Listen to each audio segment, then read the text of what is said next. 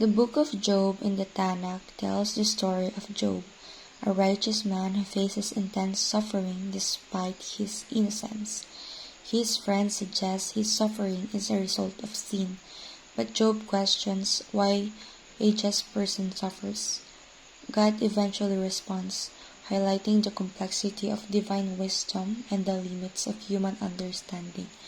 Job humbly accepts God's sovereignty, and in the end his fortunes are restored.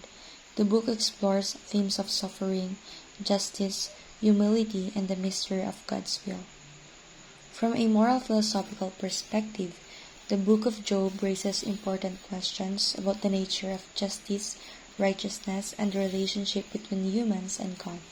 Job's suffering challenges the idea that good people always receive good things, while bad people face consequences.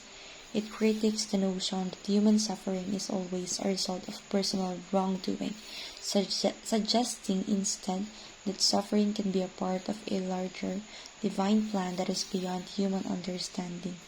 This raises moral questions about the nature of divine justice. Is it fair, and is it within our moral rights to question it?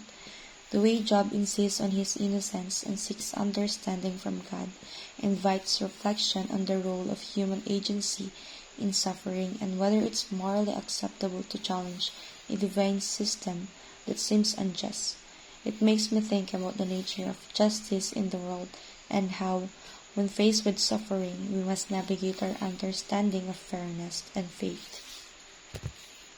Reflecting on the book of Job from the Tanakh, I feel deeply moved by the story's exploration of suffering, faith, and human perseverance. Job's loss and suffering, despite his unwavering righteousness, make me question the nature of suffering itself and why bad things happen to good people. It reminds me that life is not always fair and that sometimes we experience pain without clear reasons. Job's persistence in questioning and seeking answers from God makes me think about the importance of holding on to our faith even in the darkest times. His story encourages me to reflect on how I respond to hardship and whether I truly trust in a greater purpose, even when I don't understand what's happening around me.